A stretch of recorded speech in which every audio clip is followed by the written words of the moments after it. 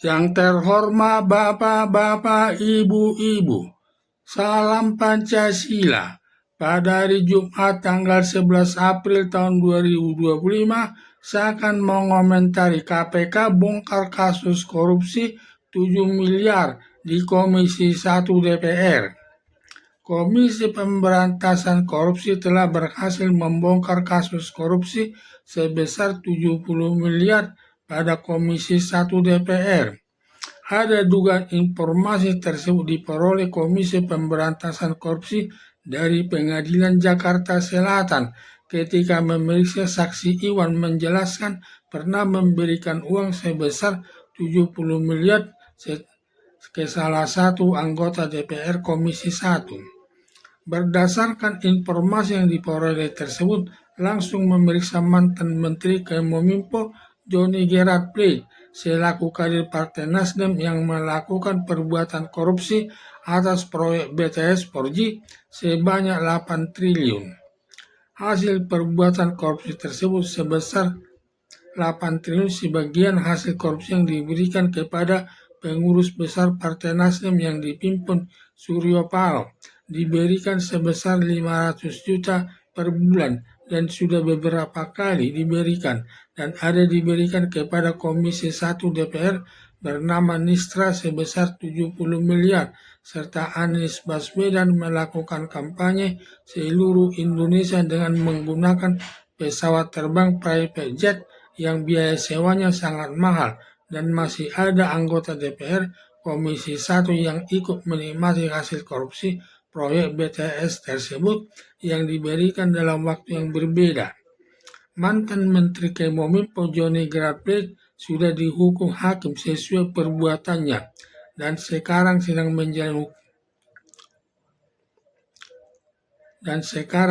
menjalani hukumannya di lembaga pemasyarakatan.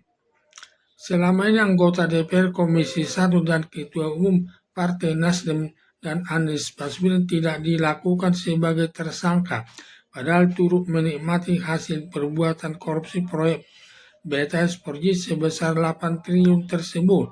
Sepertinya semua yang ikut menikmati hasil perbuatan korupsi atas proyek BTS tersebut kebal hukum, padahal menurut ketentuan asas hukum pidana, setiap orang sama kedudukannya di hadapan hukum atau siapapun yang menikmati hasil perbuatan korupsi harus dihukum tanpa kecuali. Dari ketiga aparat penegak hukum tersebut yang diharapkan Komisi Pemberantasan Korupsi menangani perkara korupsi pada proyek BTS 4G di mana calon tersangka meliputi Suryo Paloh yang setiap bulan menerima 500 juta beberapa kali dari Johnny Gerard Plate selaku pimpinan proyek BTS 4G, selaku mantan Ketua Umum Partai Nasdem, dan Anies Baswedan atas penggunaan pesawat private jet untuk kampanye seluruh Indonesia yang sewanya sangat mahal, serta Nistra Komisi 1 DPR yang menerima uang sebesar 70 miliar rupiah. Komisi Pemberantasan Korupsi segera melakukan pemeriksaan.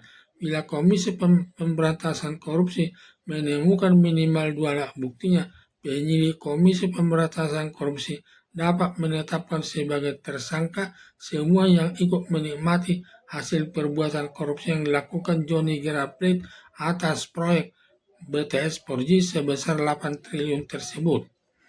Melihat para tokoh politik termasuk anggota DPR Komisi 1 sudah banyak penghasilan baik dari penghasilan resmi serta penghasilan tidak resmi, tetapi tetap merasa tidak cukup.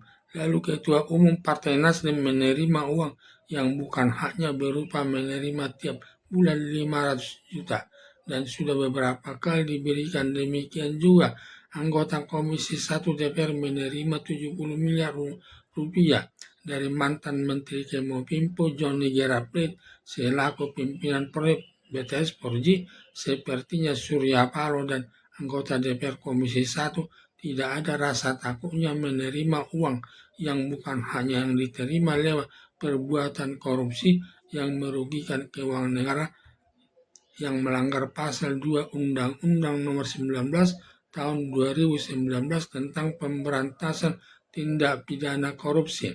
Ancaman hukumannya berupa hukuman mati, hukuman seumur hidup, dan hukuman baran maksimal 20 tahun. Tetapi masalah berat dan ringannya hukuman seorang koruptor tergantung pertimbangan hakim. Bila pertimbangan hakim banyak alasan yang memberatkan, hakim dapat menjatuhkan hukuman mati atau hukuman seumur hidup. Tetapi bila pertimbangan hakim banyak alasan yang meringankan, hakim dapat menjatuhkan hukumannya selama 15 tahun sesuai perbuatannya. Dalam perbuatan korupsi yang menerima 70 miliar rupiah, seorang anggota Dewan Perwakilan Rakyat dari Komisi 1 diduga banyak yang terlibat perbuatan korupsi sampai Presiden Prabowo Subianto menyatakan dari 750 anggota DPR bila tidak mau membuat undang-undang perampasan aset akan dibubarkan lembaga DPR-nya. Sampai ada pengamat menyatakan bahwa lembaga Dewan Perwakilan Rakyat terkorupsi dari semua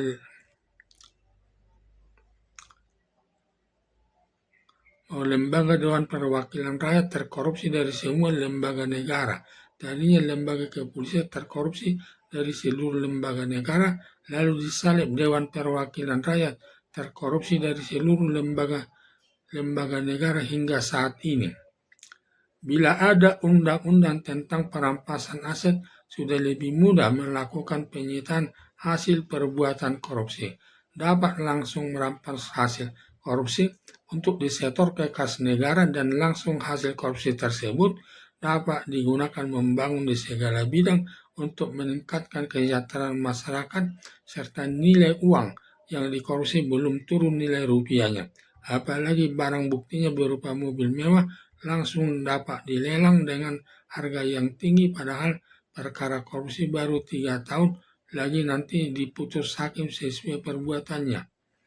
Ada dugaan lembaga Dewan Perwakilan Rakyat tidak mau membuat undang-undang tentang perampasan aset. Ditakutkan nanti pertama diterapkan kepada anggota Dewan Perwakilan Rakyat untuk dimiskinkan.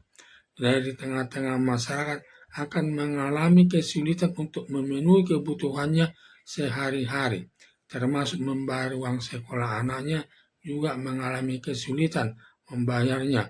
Juga dalam pergaulan di tengah-tengah masyarakat selalu mendapat cemoohan. Padahal sebelum ada undang-undang tentang perampasan aset, kalau melakukan perbuatan korupsi tidak dapat dimiskinkan. Dan selama kehidupan anggota Dewan Perwakilan Rakyat di dalam lembaga pemasyarakatan selalu makan yang enak yang dipesan dari restoran yang penuh bergizi serta memiliki rumah bagus. Semua uang sekolah anak tidak kesulitan membayarnya. Demikian dalam kehidupan di tengah-tengah masyarakat mendapat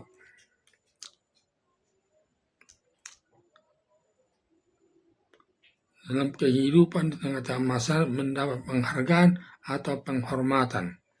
Untuk itu, Komisi Pemberantasan Korupsi menjadikan semua tersangka yang ikut menikmati hasil perbuatan korupsi atas proyek BTS 4G sebesar 8 triliun, terutama yang sudah kuat keterlibatannya meliputi Suryo Paloh selaku Ketua Umum Partai Nasdem, Anies Baswedan, dan Wakil Dewan Perwakilan Rakyat Komisi 1, serta menjadikan Gerard Blade sebagai saksi yang dapat memberikan informasi kepada penyidik Komisi Pemberantasan Korupsi pihak-pihak yang pernah menerima uang dari Johnny Gerard Blade untuk dapat dijadikan tersangka yang lebih banyak lagi. Semua yang pernah menerima uang hasil perbuatan korupsi dari Johnny Gerard Blade pasti langsung mengaku karena Johnny Gerard Blade dalam setiap memberikan uang kepada pihak yang lain selalu didampingi stafnya atau anak buahnya